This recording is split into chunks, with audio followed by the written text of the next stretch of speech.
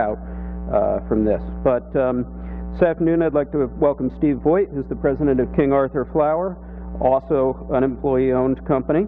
Tom Moffat, the president of Commonwealth Dairy, who knew Greek yogurt could be so phenomenal.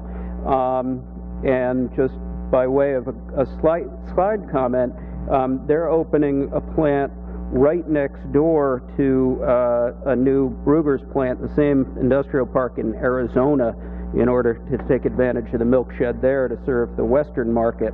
Our job is to make sure that the line that that plant ships to and the line Vermont's plant shipped to is as far west as possible. Dimitri Gardner is the Executive Vice President of Global Z, and Tom Hubner is the President and CEO of Rutland Regional Medical Center. Certainly healthcare is a massive portion of our economy, and we hope it doesn't grow as quickly as it has. We're working really hard to do that, but it's up to organizations like Rutland, like Porter, Tim Daly's here today, to help us do that. Chris? Thank you, Lawrence. So we have a job to do for the next hour, and that's to keep you folks awake and engaged after lunch. We've got four, again, wonderful panelists that we've asked to present to you. Very similar format to this morning. They are going to talk about their perspective on challenges and opportunities that they see in Vermont, and how to suggestions that they may have for overcoming those challenges and taking advantage of those opportunities. We're going to give them, again, approximately 10 to 11 minutes each. I will be polite when I cut you off if I need to, and then we'll allow for questions from our audience. So we're going to start with Steve on the far end. You have to hold the button down continuously while you speak. Is that ergonomically sound? Because I think there are some state resources that would protest that. So I found out this morning that 30-somethings are hot and cool. So at one point I was a 30-something. In fact, that's how I came to Vermont. I'm a Flatlander. Came up here in '92. So, but I'm not a founder, and I did not found King Arthur Flour. It's 223 years old, and we have grown from about 20 employees back then to about 300 now, and we have some seasonals, another 100 on top of that during high baking season. And I thought my job was to give you my perspective from the business that we're in. I intend to do that, not really speak to the whole state. And I will get to the challenges and opportunities near the end. So one thing that strikes me is that there's an interesting inventory issue in our state. I've seen it first with real estate, second with trained employees, and third with affordable housing. That's in the rough order of magnitude that I see it. From the real estate point of view, because we are where we are and we don't want to move, it's not quite like being a ski area where there's the mountain, but it's funny how sticky culture and your employee base can be when you're looking at moving even within the state of Vermont. We looked at a beautiful building up in Bradford, a couple exits north of us, empty since building, and we talked ourselves out of it for ostensibly some reasons like, well, there's not a good internet connection and we couldn't run our our manufacturing planning software and scheduling stuff up there. So we decided to break ground later this month for our own down by us. We've been building almost continuously with maybe a 1 or 2 year break between buildings for the last 10 or 15 years, which may be nice for property tax rolls, but in terms of where I can actually grow jobs, it's much more in the marketing and food business, funny enough. And we've had to become a little bit of a developer because the part of the state that I'm from just doesn't have a lot of existing stock of real estate. There are a few buildings. They're smaller than the 23,000 square feet that we're building, and they are pretty decrepit, and the asking prices are breathtakingly high, from my perspective. So it's just a division of attention, and if we're going to be in the state and we're going to be roughly where we are, we have to build. So a bottleneck on us adding more jobs faster, not counting the construction jobs. And maybe that's an analysis we should do. Steve's marketing and manufacturing jobs versus construction jobs. But I would be spending a greater percentage of my time on my core business, less on developing. I think the points about trained professionals and employees and stuff was, pretty well talked through this morning. I'd echo that. I think the thing that's changed for our company is, absent other changes, we felt we had a choice: either continue to wait for changes or do something ourselves. So we've in-housed more training. We're doing more of the work to get people where they need to be, rather than waiting for somebody else to do that. And the last one was affordable housing. I think that was also touched on sufficiently this morning. The next thing is, I think it was Tommy who talked about education being so key in early childhood education. I believe it firmly. That's got a long-term payback. So that raises for me the idea of a plan should have short, immediate term, medium term, and long-term parts to it, and we have to start on all of them today. So don't forget about the education piece, because those investments made now will really kick in for the long term, and I think we're all stewards in the civic hat that we're probably all wearing today for the long term. Infrastructure as it's affected us, I would say air travel. When I moved up, Little Lebanon Airport actually had U.S. Air connections, and while it was not great, it was an option. That's gone downhill since then. Glad to see, if I read the numbers right, Rutland's little airport has employment numbers going up, but overall the trend is down against that. As companies get bigger, and if you're in a certain type of industries, being able to get around the country to make those personal calls are really key, and it can be tough driving to Boston or Manchester. The next one is fiber. Talked about that as it affected the Bradford opportunity that we didn't pursue. Next is governance. I talked a little bit about this in my breakout group this morning. I think in a lot of other parts of the country, county government does a lot of things. Here we're towns and small towns and lots of departments. I'm in the Upper Valley. We have a state line running right down the middle of our community. We drive across it 10 times a day or a week, and we don't even notice it, and yet our community, as we think of it there, is really trying to fix things for towns on both sides. So I think in a systems dynamic way, we need to break out, even if the Upper Valley area of Vermont is part of this conversation, break out of just the pure state way of looking at things and saying, hey, this is a common issue for both states. And if we're going to grow the economic development of the eastern part of Vermont, we have to keep an eye towards New Hampshire. I think I'll jump to incentives.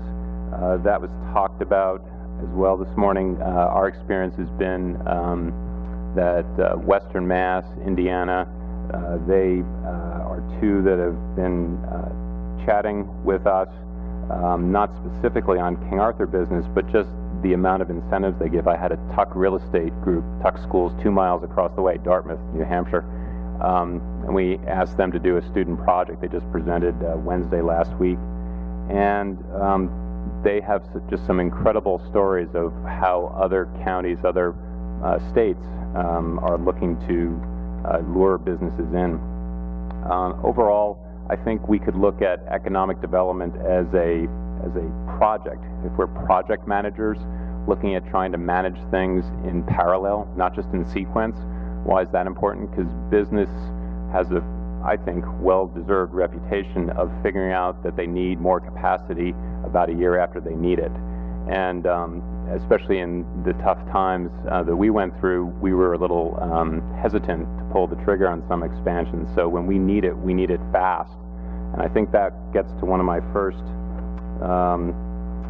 opportunities, which would be that our partners involved with growing jobs in the state understand at what pace we work at in business, and that I look at the return on every hour that I have, and if I'm putting it over here, that's because I think that's the biggest thing I need. And then as soon as that one's done, I'm looking at the next one. And so we work very quickly at King Arthur, and sometimes it feels a little bit like grinding gears when we interact with some of our partners. I think it's been a wonderful thing when the state has actually appointed kind of a key point person or kind of a single point of contact. I think that can help a lot because there's a lot of understanding of the company in the background, and then there can be some work offline while we're continuing to go do things to grow and build jobs.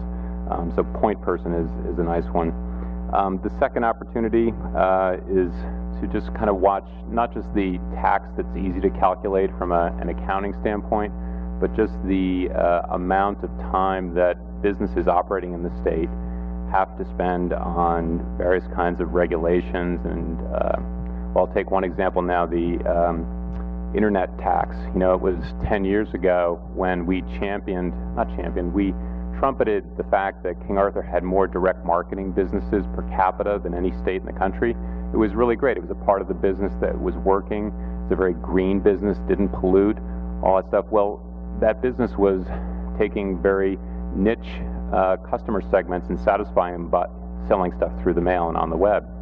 Well, now all of us are going to become tax collectors, not just for the state of Vermont, which we were all along, but for 50 states and another 1,000 different taxing jurisdictions. So that just puts, I have a whole department that I'm going to hire and software that I got to buy, and I don't get any incremental revenue for it. In fact, it probably goes away. So just a recognition that there are continuing costs that are being placed on business, and trying to mitigate that would be an opportunity. And I guess lastly, concern, and one that I'm addressing personally by getting as involved in what health is going to look like in the future as I can. I'm on a bunch of different committees that I was not on a year ago. But the concern is that the health care or the health cost curve is not going to be bent, and that we will have a very substantial additional amount of charge placed on us, and that will bode ill for our company. I didn't mention at the outset, I will just now as I close, that we too, like Tommy's company, our ESOP, we're 100%, started in 96, became 100% in 04. So it is probably unlikely that the employee owners would seek to get up and move to somewhere else. And to the degree that we're successful as a business, it means that the employees are going to be successful, and that wealth is going to stay in our communities. So we're hoping that this is going to be a place that we can live and grow and prosper in for another 223 years. So thank you.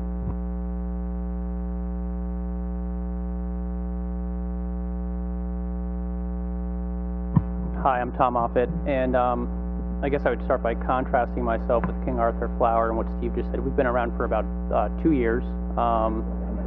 It was just about 3 years ago this month when we decided to locate our facility in Vermont. Myself and my business partners had the idea of starting a yogurt company in New England, and we started a strategic analysis where we started looking at all of the states in New England as well as New York State. And so we were doing sort of what I'd call the road show in terms of trying to identify a location, and we were talking to the economic development agencies of the various states as well as various state, local and state politicians to try to determine where the best location for the facility would be. When we came to Vermont, we were very impressed. We're from Massachusetts, so we're not too far away, but when we came up to Vermont and started talking with the state and taking a look at the opportunities, we were very impressed. And one of the things that we'd heard over and over again, and we'd heard it from our attorney a few times, was that when you look around the room and you go to different, various functions in the state of Vermont, there's about 50 people who pretty much make everything happen. And so we really started to value the benefit of having a small state. There was some real value there for us, and the state of Vermont really understood what we were trying to accomplish. The state of Vermont still has a very strong dairy industry, largest dairy producer in New England, and we were very pleasantly surprised by just how welcoming the state was, and how well at a multitude of levels that the state employees and the people we were interacting with understood our business and what we were trying to accomplish. So that was sort of the, I guess, the first step in the door in terms of coming to the state of Vermont to locate the facility. And then the other piece was we felt that, you know, we had a strategic idea around rolling out a brand, basically introducing a new brand to the marketplace in the yogurt segment, which is very competitive. And we felt that made in Vermont and being made in Vermont would resonate with our target consumers, which was basically New York City up to the northern, you know, basically the Northeast corridor was where we felt we would target the market with our brand. And we felt that the state of Vermont and what that meant to consumers in that marketplace would be a value-added differentiator versus a lot of the other yogurts that were being produced in surrounding states like New York and New Jersey and areas like that. So those two things combined really kind of pulled us over and helped us make our decision to locate our facility in Brattleboro, Vermont. Well, and then I guess, as they say, then the fun started. We decided to, you know, obviously had to initiate the process of building a facility, and it was a pretty onerous one. And I think that that's one of those things that just as much as you have, you know, these things that attract you to a location, quality of life, and you know, the geography and the environment and things like that. Well, there's the other side of that coin, the challenges of putting something together there. So we built our facility. It took us about a year. We were pretty fortunate, and we opened up our plant about 2 years ago. And since then, we've been on a fairly rapid growth curve. And as Lawrence pointed out earlier, we're in the process of opening up a plant on the West Coast in the state of Arizona, which kind of gives me an interesting ability to compare and contrast my experiences. We're doing essentially the exact same thing we did here over there, a relatively small dairy plant located in a relatively small town. The town of Brattleboro, I think, is around 12,500 people. The town we're locating in Arizona is about 25,000 people. So they're both fairly similar in terms of demographics and things like that. So I guess that's kind of the big picture look at what we're doing. To kind of dive a little bit into where we see the opportunities, you know, stemming from that. I touched on it already, but one of the real values we saw was, you know, a small state. Being in a small state, there's certain things where you can collaborate very effectively with other parties. There's not a lot of levels of, I guess levels of people you have to get through to get to the right person you want to talk to. I'm often at events where I can talk to somebody who's the head of, for instance, you know, one of the state institutions like a college or university or something like that, and you can share ideas and try to collaborate and put things into action.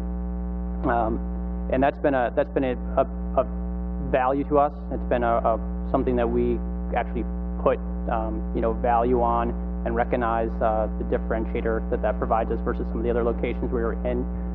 One of the stories I like to tell along those lines is when we were looking for a location for the facility, I couldn't get a phone call back from the secretary of, I hope there's no Massachusetts state people in here, but I couldn't get a phone call back from the Secretary of Ag's secretary. Whereas when we came here, you know, basically one or two phone calls and we were riding around in the car with Roger Albee, who was the Secretary of Agriculture at that time. But we were very able, very quickly and very enabled to do things. And so one of the opportunities we see, and we're starting to work on this, is, you know, working with these state institutions to do things. For instance, one of the challenges I'll talk about is finding qualified labor. It's very challenging in the dairy industry to find people who have experience working in the dairy industry. Well, we've been working with the Vermont Technical College, State of Vermont Technical College, trying to put together programs and support them in their efforts to put together programs to, in essence, train people in the technical skills that are needed to support and work in a dairy company. There's a lot of opportunities. I mean, dairy's one of those growing areas in the U.S. economy. It's been doing pretty well in terms of just dairy processing. It's influenced by global factors. There's a lot of emerging markets like China, Indonesia, Vietnam, and they're seeking out value-added dairy products because a lot of their dairy infrastructure is either non-existent or or just not at the level where the consumers who can afford dairy products want them to be. So there's a lot of export opportunities, and we see a lot of that, and we're experiencing a lot of that. A big piece of our Arizona plant will be exports, and but it's very difficult, and it's actually a growth inhibitor to us that we can't find enough qualified people with the technical skills to work in a dairy plant. And I'm talking about people like plant managers and maintenance managers and basically dairy processors. And those jobs, they're very far and few between in the U.S. Those jobs are very sought after. There's very few people with those skill sets. When you come into my plant, you come into basically an international, we call it kind of our international melting pot. We have people from New Zealand, Russia, Germany, Austria, Greece. We have people from all over the world who are basically, making yogurt and working in the plant because we can't find qualified personnel in the U.S. And these people get paid extremely well, and I've become extremely well versed in visas because I have no choice. We have no choice. We obviously look nationally. We prefer to hire people from the U.S. It's a lot less expensive, but those skill sets just don't exist. And so I think there's a real opportunity, particularly in a state like Vermont, where things can get done and get done quickly and efficiently, where we can work with the local institutions like the colleges and universities and try to develop employees with those skill sets that I think all of us are looking for. I saw that on a lot of the panel groups' challenges was finding qualified personnel. That's one. So that's been I think it's a real opportunity for us. Another opportunity, and I touched on it earlier, was the Vermont brand. I think that obviously, I'm from Connecticut originally, was living in Massachusetts, and there's sort of this aura around Vermont and dairy products in Vermont. And I had also lived in Wisconsin in a prior life, and what Vermont is to New England in terms of dairy, Wisconsin is to the Midwest, and California is to the West Coast. A lot of people have a certain vision and feel around Vermont, and it relates to not only food products, it relates to skiing, it relates to hiking and fishing and tourism, and there's a whole bunch of different segments that touches upon, and what people out in the market feel that the state of Vermont, embodies. And I think that's an opportunity for us. I think that there's a lot of different efforts that are being undertaken across a myriad of different industries and different segments of the market. And obviously, I'm in the food market. So for me, I'm out there looking at and collaborating with people trying to develop the Vermont brand and what it means in food. But obviously, it strikes me that that correlates well with trying to attract, qualified personnel and trying to sell them on Vermont and what it means to be in Vermont and live in Vermont. And I think there's a real opportunity there to more collaboratively work together, because I'm sure there's a bunch of people in this room, a number of people at this table who are probably working on trying to market in their own ways what Vermont means, not only from the viewpoint of their company and their brand and their products and whatever they're doing from a commerce standpoint, but also just from trying to ensure the sustainability of their company. So we see a big opportunity there to work together, and we are starting to collaborate with other companies on ways that we can better market our products. Okay. And the last thing I would say was just in terms of challenges, we talked about attracting qualified talent. The other thing I would talk about is just the permitting, and I touched on that earlier, but there's just a high level of permitting in the state, and that becomes cumbersome. And as Steve mentioned earlier, you're competing not only with other states in the area to attract businesses, but the entire country. It's a real competition to bring qualified businesses into the state, and just need to be cognizant of that. Thank you.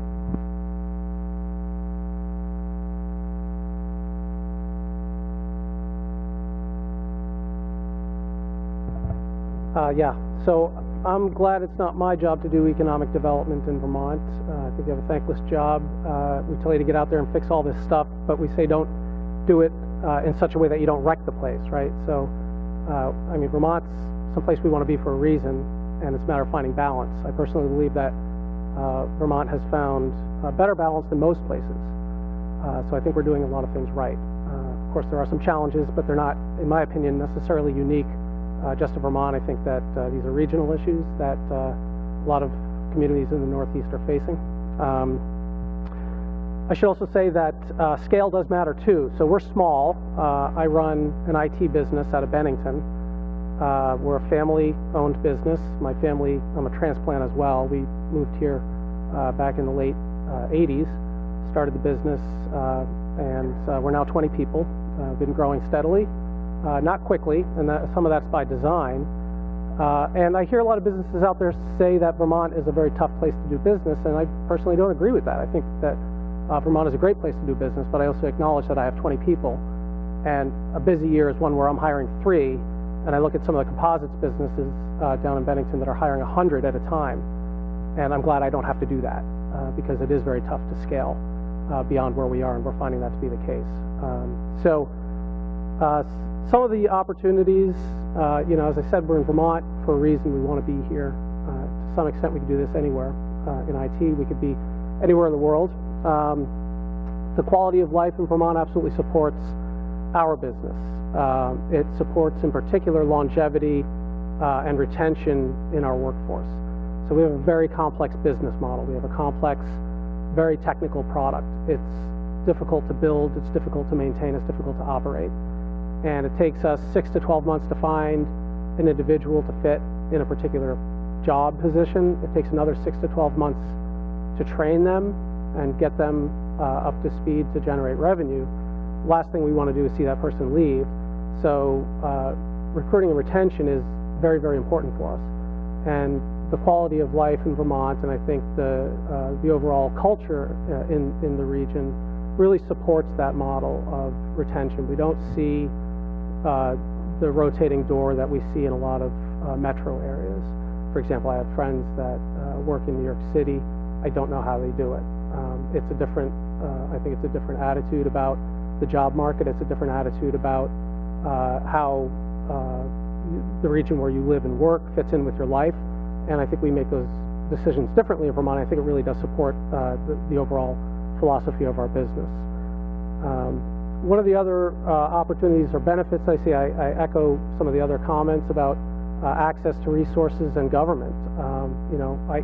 I wouldn't be here if it weren't for Vermont. This wouldn't happen in New York State, for example. An 18-person, 20-person IT company getting out and speaking with local economic development folks. We have access to our state and regional legislators and various programs, and I really think it's quite excellent. It's been very good for our business.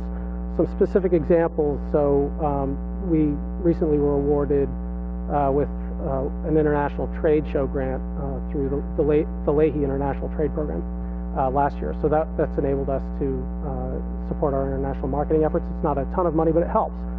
And that's really targeted directly at our type of business, which has been really great. Another example is we recently started a ISO certification process in our business, and we were looking for resources. We contacted VMEC, and Dick Morse came in and said this isn't an expertise that they have because it's IT specific, but they went out to another manufacturing extension center elsewhere in the country and located those resources for us and brought them in. And then Dick came down to our office and brought in Beth Demers from the Vermont training program and said, oh, by the way, here's some training money to help support this project as well. So not only connecting us with resources that are really important in these initiatives, but helping to find ways of funding them as well, which is really great. Challenges, I'm probably not going to say anything particularly unique here. I mean, infrastructure, it's Vermont, and in particular we're in southwestern Vermont, so you can't get there from here, right? So that's not that unusual throughout the state. Steve, if you think it's bad flying out of your area, come down to Bennington sometime. It's quite a challenge, and we travel all over the world for our jobs, and that is quite a challenge. And in rural communities, what do you do about that? I mean, so potential solutions, I'd like to see more public transportation in our area, particularly connected with lifestyle type transportations. Like, we do have a shuttle that travels the Route 7A corridor, but it doesn't have bike racks, for example. Little things like that do matter. So I think we would take advantage of that. But I also recognize that it's easy for me to sit here and say, we should have better public transportation, but covering that in a rural community is really, really difficult. But telecommunications certainly is an issue. I was recently driving to Burlington, working out of the car because I had an emergency to visit my brother in Burlington in the ER. My wife was fortunate enough to do the driving. I was working out of the passenger seat and, trying to get a network connection, little simple things. it's basically impossible. I spent most of my time waiting rather than actually working. So I think that stuff does matter. I know these are recognized problems, and we're working on solutions. Number one issue for us, as far as challenges, is workforce. Not a surprise. I'm seeing that very consistently with all the economic development folks I speak with. So in an IT business, it's a particular challenge in southwestern Vermont. Now, I don't believe that this is personally a training problem. I think that there are training challenges and opportunities. I think that the training issues that we see are really more centered around what I'll call soft skill training rather than hard skill training. So STEM training can always be better, that's true, but that's not where we really run into the greatest challenges. It's really more about the soft skill stuff, the communication, teamwork, collaboration, problem solving skills, things like that. I don't think the issue is hard skill training per se. I really think what our challenge is as a community is in retention. So we've got brain drain, we know that. Vermont has it worse than most other communities in the Northeast.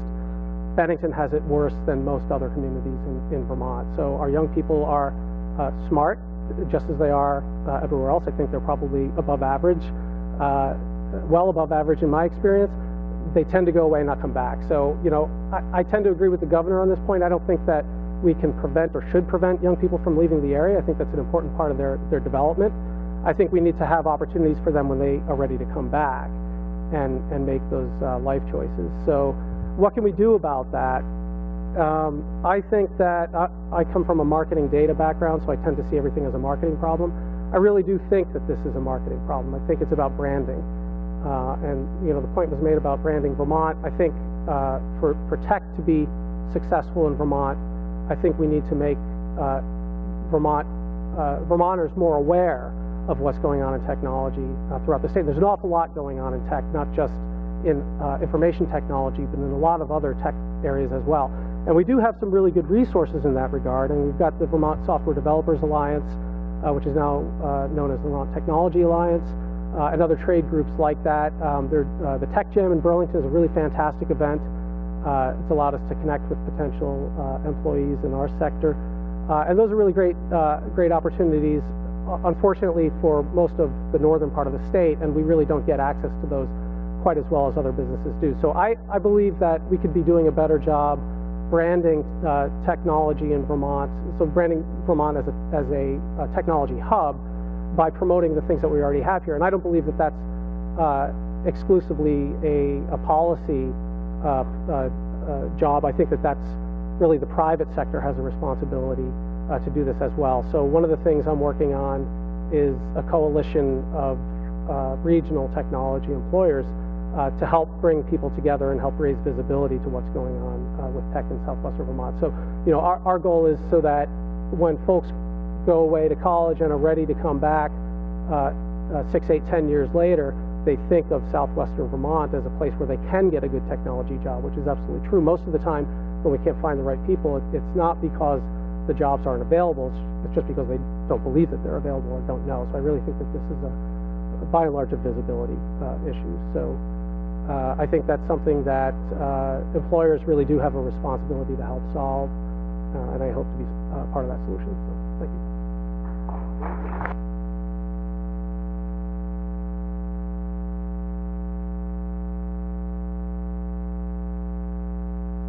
Healthcare is extremely stable. There's nothing going on. It's kind of boring. I really don't know what to do with my days right now. Actually, the converse, of course, and I'll come back to this in a moment, the greatest threat that we have, and frankly, it's a threat to you as well, is the uncertainty in healthcare. But let me build to that before I go right there. Rutland Hospital, Rutland Regional Medical Center, has been around for 117 years. We have the ultimate non-transportable business. We are here only to serve the community, and the only reason we will fail is if the community fails, which is why I've been interested in economic development for some years now. I served on the Rutland Economic Development Corp Board for 6 years, and still am very interested in seeing economic development happen in this community. I also see healthcare primarily as a cost center for all of you. We all want a good healthcare system. We all want healthy lives for ourselves, our families, and for our employees, and that takes a good healthcare system to make it happen. But people do want to see it done as economically and at a low cost as is possible to do. That is clearly a message that I receive on a regular basis and get all the time. We have sort of a mixed point of view about that. We don't want it to cost very much, but we do want everything. And I do mean everything. We see that demand for services continues to grow. Our business has changed a lot over the last few years, even before this new piece of uncertainty. The single largest change that we've gone through is we are really not in the hospital business anymore. We're in the health system business. We now employ the vast majority of physicians in this community, as do most of the hospitals in this state. Not because it's easy, right, Mr. Daly?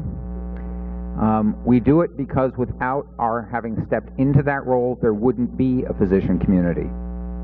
The reimbursement and payment for doctors in Vermont is not competitive with the rest of the country, and people will move to New Jersey if you don't pay them enough money. And to have a good healthcare system, you need to have a strong medical community to go with it.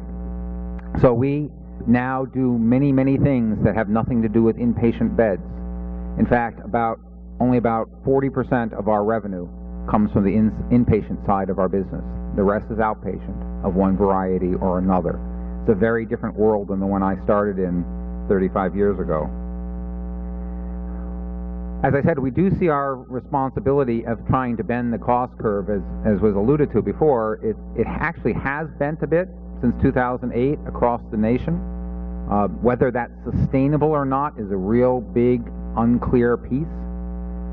I personally believe that it will only stay bent if we leave fee-for-service medicine behind. That is, while you continue to pay me for one more lab test or one more patient day or one more surgery, my goal to make the numbers work will be to do more.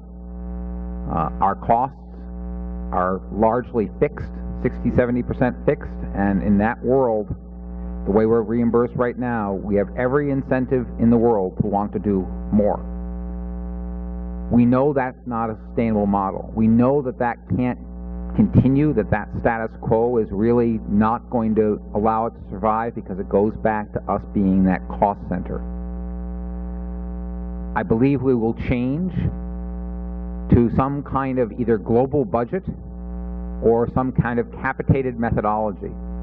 The hospitals across the state have all joined an organization called OneCare. It's a so-called accountable care organization that was founded by Fletcher Allen in Dartmouth and now includes every hospital in the state. The idea is that we can, through that mechanism, take contracts and have those resources distributed on a non-fee-for-service basis that, in fact, incents proper utilization of care. Let me just give you one example about why less utilization can be good. We've been doing some interesting work over the last 2 years on congestive heart failure patients. They tend to be very sick, elderly folks.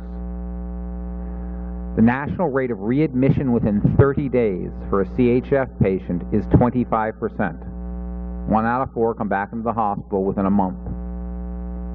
By working collaboratively with nursing homes, primary care doctors, cardiologists, and the home health agencies, we've gotten our rate in Rutland down to 12.5%. That's half the national rate. That's the kind of incentive, that's the kind of change that we believe is really important and necessary if the healthcare cost curve is going to be bent. There are great opportunities and advantages to working in Vermont. We've heard them alluded to already. It largely has to do with size, in my opinion. When things go wrong, when we need to talk to the governor, when we need to talk to the Green Mountain Care Board, who is my regulator, by the way, for those of you who do not work in healthcare or the power industry, you don't know regulation. Let me tell you, we know regulation. But we can get and sit with those folks and work things through. Do we win every battle? Do we take the day in every discussion? Of course not. But they're there and we can find them. A great example in the last year and a half has been post-Irene. As most of you know, the Waterbury State Hospital was washed out, and frankly, state government took advantage of a crisis in that case and closed it, as they should have, and looked to the private hospitals in the state to pick it up. Rutland Regional is one of those. We work very carefully and closely with the administration, and particularly with Commissioner Patrick Flood, through that whole process, and within a matter of months, we were able to come to an agreement so that we could build and expand, and I know we have a better product today than we did before. In another state, a larger state, that would not have happened the way it did here. That is a great opportunity, and there's a great opportunity for innovation in the way that we are looking at changing how we're paid. The great threat comes on the financing side. There's change all around us. Our biggest single change is coming on the federal side. The feds, through Medicare and its funding of Medicaid, are reducing payments to us and to every other organization across the country. It doesn't give us a disproportionate disadvantage, though, because it's a federal program and everybody's going through some of that difficulties and hardship, and we're finding ways to become more efficient. The big uncertainty here is whether Vermont will in fact go to a single-payer system in 2017. We are clearly building infrastructure today to do that. The healthcare exchange, which is going to be up and running this fall, to be effective on January 1st for small employers, 50 and less, is being built with an infrastructure intended to become a mechanism for single payer. There's no doubt in my mind that that's accurate. What's not clear is how it's going to be financed. The legislature received from the administration a report that was done by the University of Massachusetts back in January, which said that in order to replace health insurance premium dollars, which currently pay for much of the system, as you all know, the amount of tax dollars that would have to be raised in Vermont was $1.6 billion additionally. I think that number is significantly understated. I've seen one estimate that puts it at closer to $2.6 billion. The total, I think I have this number right, the total income and payroll tax in the state of Vermont today, I think, is about $1.2 billion. That's a really big number. And how that transitions, if it transitions, from an employer-based system to a tax-based system in a one-state area where much of our health care is provided outside the state, where many of our employees are outside the state, and when many of our employers are national self-insured employers who do not have to participate in that. How that will manifest itself is really unclear. The one thing we know for certain is there are winners and losers in that in a very substantial way. Not saying it's wrong, it's just very, very uncertain. It's uncertain if you're a provider, and it's uncertain as an employer as well, because of course we are that too. So it's a piece that we're going to have to find our way through. We're going to have as a state, significantly more discussion about how that financing is going to take place, because in the end, to have a vibrant economic community, we are going to need to have a healthcare system that's sustainable for ourselves and for our employees in the decades to come.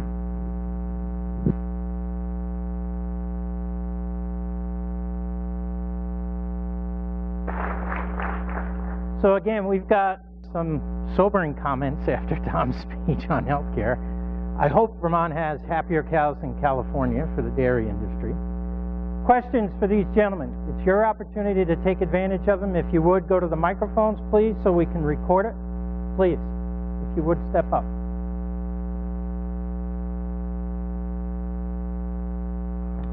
I'm Jerry Hansen, Psy Enterprises. I live in Rutland. And Thomas, this is for you. You talked about branding and the Vermont name and so forth, and maybe the prime criteria for your coming up here was that image projected by Vermont.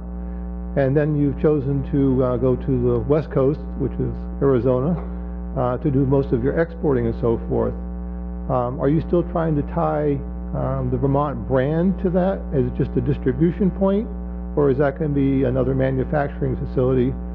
And what was your thinking as far as the demographics and relocating to another point in the United States?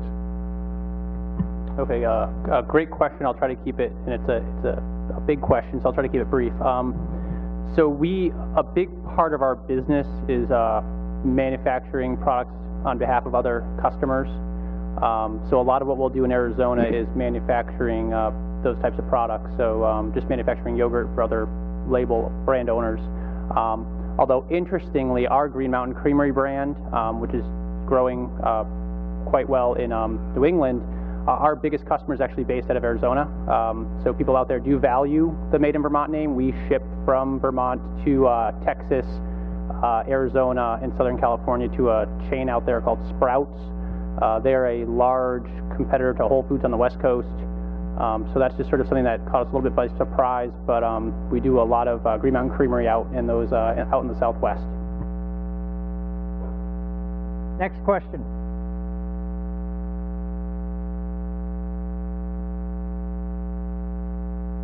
Hi, my name is Steve Carr. Tom, not to keep you on the spot, I guess, but just actually all three of you to the right, Dimitri, Tom, and Steve had mentioned before, it's the workforce problem. And we hear it all the time, and largely, but it's in an anecdotal sense. And I'm just curious if you could sort of give us a sense of the resume of the party that you're looking for that you're not able to get. I mean, on the one hand, we worry and we complain about our educated children leaving the state, so they're getting employed by somebody, somewhere. It's just not here. So I've never been really clear, you know, is it STEM graduates that we've lost that we don't have that you guys need? Is it marketing types? You know, you get my point, sort of. I don't know the resume of the parties that we aren't using. Yeah, when I alluded to the kind of training that we've done in the last 5 years, I would say it's probably similar to Dimitri's soft skills. It's leadership of self, of teams, teamwork, a lot of the things Dimitri was talking about. We find that those skills don't show up typically in the youngest workforce that we look at.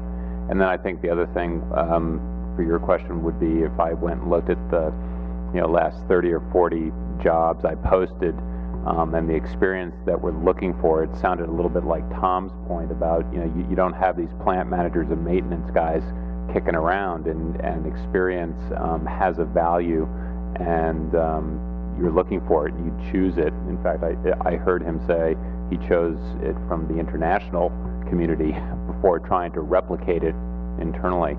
So for me, the two parts would be just the soft skills, kind of being an effective team player in a corporate environment, even a kind of a Vermont corporate environment.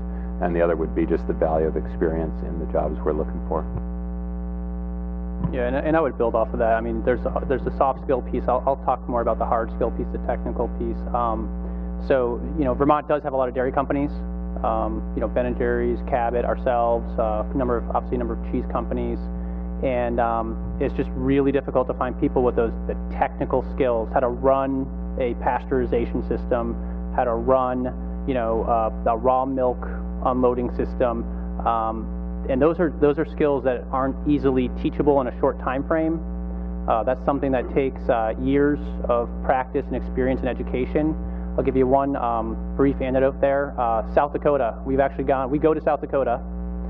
South Dakota State University is the only university in the country that has a plant management and dairy plant processing program, technical program, and we recruit people from South Dakota.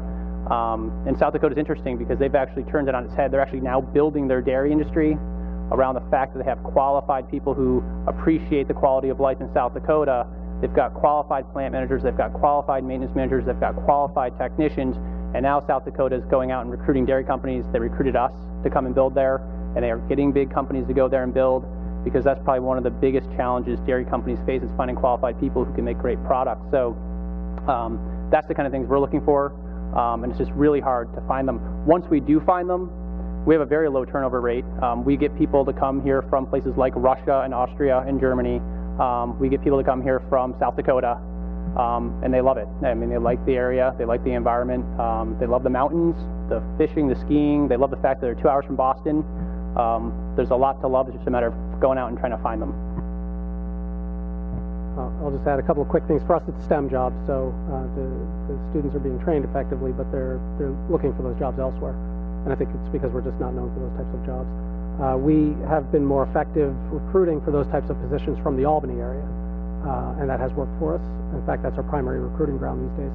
The downside is we have lower retention from the Albany area, so we can fill the jobs more easily, but they don't stick around as often. And I just think that fundamentally is, per my original comment about sort of Vermont being a lifestyle place and prone to retention, folks that want to stick around. So there's a trade-off there for us. And we have the same issues too.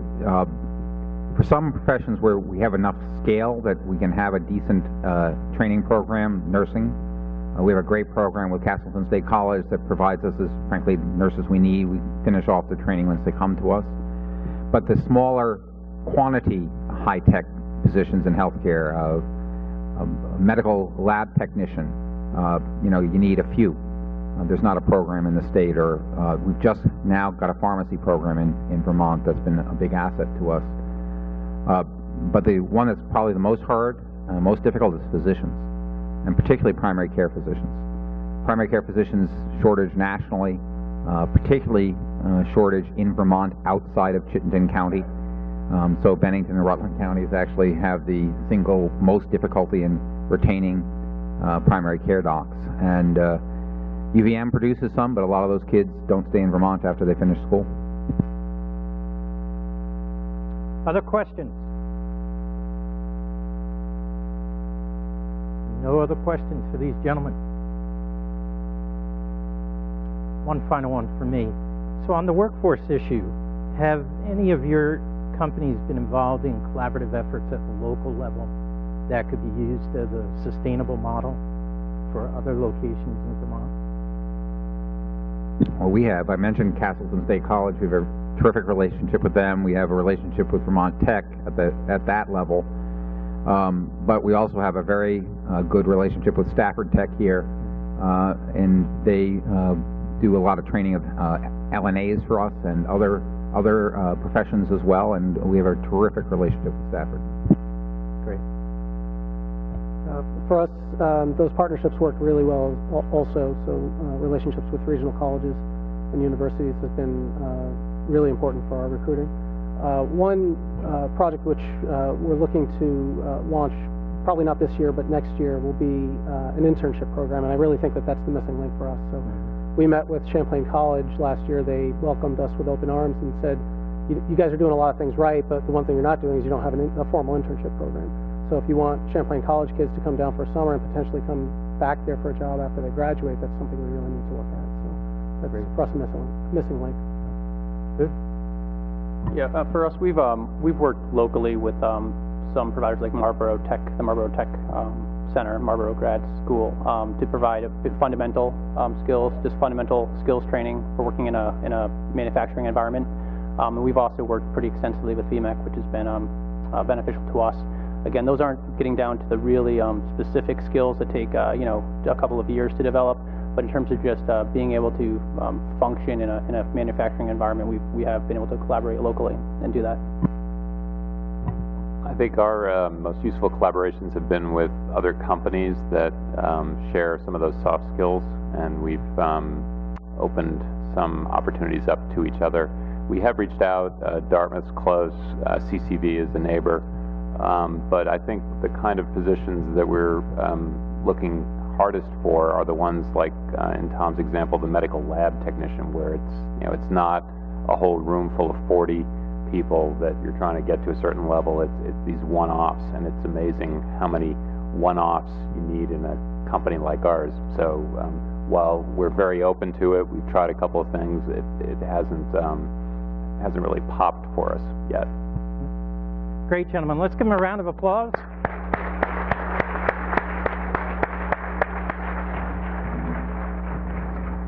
So thank you all very much. We're going to continue with your breakout sessions that you started this morning.